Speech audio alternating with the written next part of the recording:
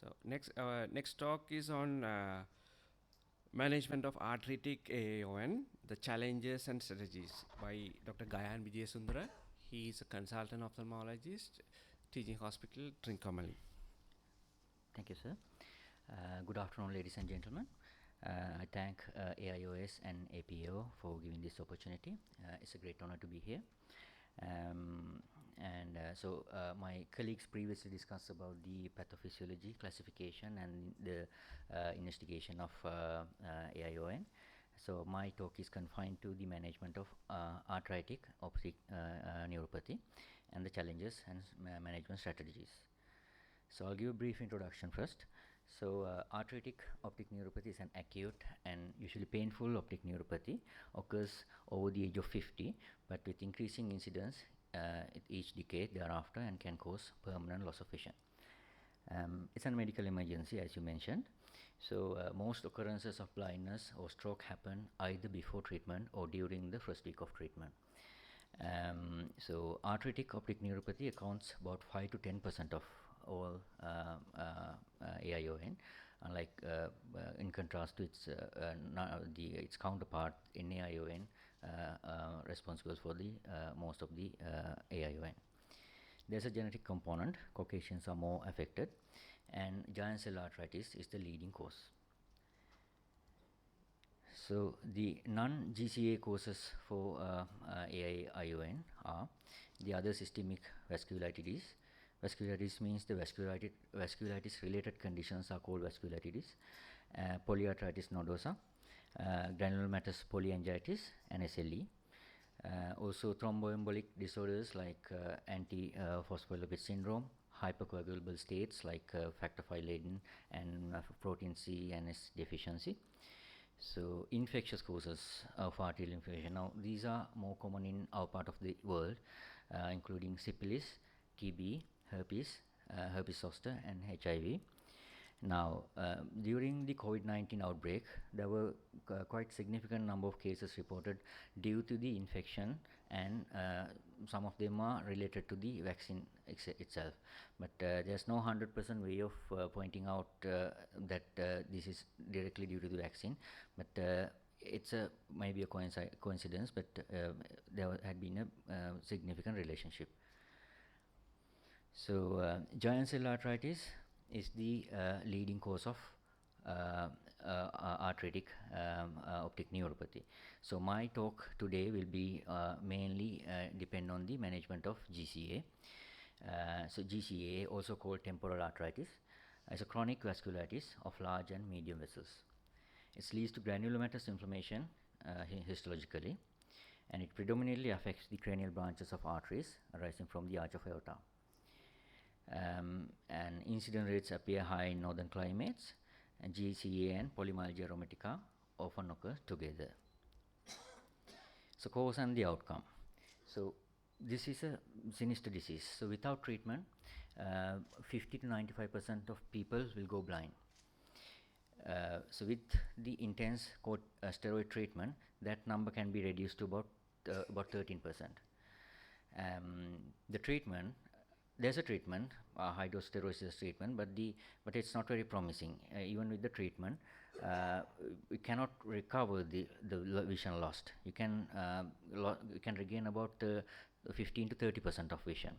But if you think about it, now these patients, their vision is normal previously, and all of a sudden with the disease, it drops to like 660 OBN.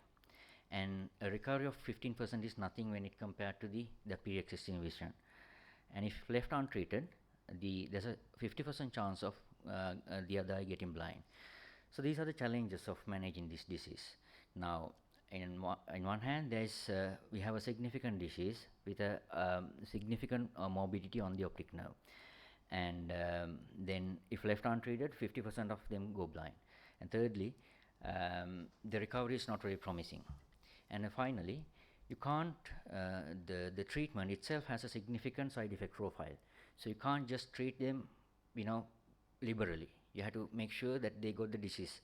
Otherwise, you're creating more troubles. So those are the challenges we are having in the management of this condition. So I'll be dealing, so I'm going, the next few slides will be on the strategies of the management.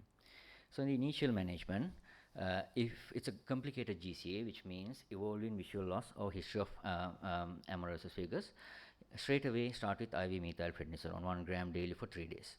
So as you mentioned, it's a medical emergency, so it has to be immediate. It has to be immediate. If you cannot start IV methylprednisolone, go for the oral preparation, 600 milligram, 60 to 100 milligram oral prednisolone. If the vision loss is established, no point in giving IV methylprednisolone. The aim is to prevent the other eye getting blind, so we go for a 60 milligram prednisolone dose, daily dose.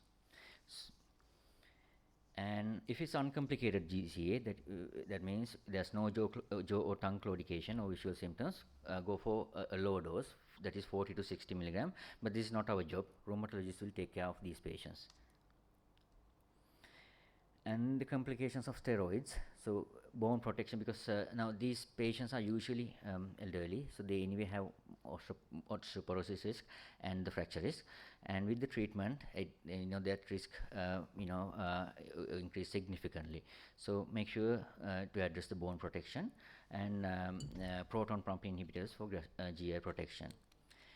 And the tapering of regime, now this is based on British Rheumatology Society guidelines, latest 2020. So you have to continue 60 milligram prednisolone dose for 4 weeks, and you consider tapering dose only when there's when you see the signs of when the signs are reducing and when the biomarkers are reducing. And initially you can taper rapidly, like the dose can be reduced by 10 milligram every 2 weekly until the daily dose becomes 20 milligram. And thereafter, the tapering, you have to go slow on tapering. So then you taper 2.5 milligram every 24 weeks until it becomes 10 milligram, until the daily dose becomes 10 milligram. And then once the daily dose become 10 milligram, you reduce 1 milligram every 1 to 2 months, provided there's no relapse. So the entire regime will go for about 1.5 to 2 years even. Okay. Yes, these aspects usually managed by the rheumatologist. You have to always it has to be a team management with rheumatologist, ophthalmologist, and the GP. So modified release prednisolone, those are the entry-coated ones. It's not recommended in the standard therapy, but if some patients prefer the entry-coated prednisolone, so in that case there are different regimes available. So about steroid-sparing agents, methotrexate or MTX is a preferred one. It has adequately been tested and enough research studies been done. So that's the preferred one. In addition to that, azathioprine, leflunomide, and mycophenolate is also available. As I said, a lot of research has been done on MTX, and early introduction of MTX can be considered as an adjunct therapy, and MTX allows small reduction in cumulative glucocorticosteroid dose and a higher probability of steroid discontinuation without relapse. Regarding biologic agents, tocilizumab is the preferred one out of the lot. So it received FDA approval back in 2014 to treat GCA. It's a monoclonal antibody, and it works by binding to the alpha chain of interleukin 6. So it's quite effective as a non-corticosteroid therapy, and it's very effective against the steroid-resistant AION. Regarding aspirin, antiplatelet and anticoagulant treatment, now theoretically antiplatelet or anticoagulant treatment should minimize the ischemic risk, but the routine treatment is not recommended in the management of GCA.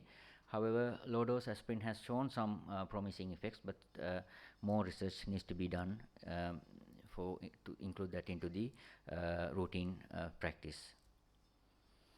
So regarding the follow-up, lab investigation needs to be done to pick up the early signs, signs of complications, steroid complications, and the flare-up. And bone mineral density and body weight, BMI, also needs to be checked. About the frequency of follow-up, we have to see the patient in the first week, and then the following week, and then 3 weeks time, 6 weeks time, and after that you can see him every 3 monthly within the first year. Treatment of relapse. If it's just headache, you can go for the previous higher steroid regime. If there's headache and jaw claudication, you have to go for 60 milligram prednisolone dose again. If you see eye symptoms, you have to treat with IV methylprednisolone again. So patient education also plays a huge major role in the management. So you have to give dietary advices on body weight, postprandial glycemia, and bone fracture risk. Make them aware about the red flags of the relapse and potential symptoms of steroid withdrawal, and any alteration of steroid dose in intercurrent illnesses like vomiting, then you have to consider parental steroid treatment. So if I summarize my talk, there are few take-home messages. Now, one thing is you have to treat them, you have to pick them early and treat them early with high-dose corticosteroids. And during the follow-up, look for the signs of complications, look for the signs of flare-up, and finally the patient education.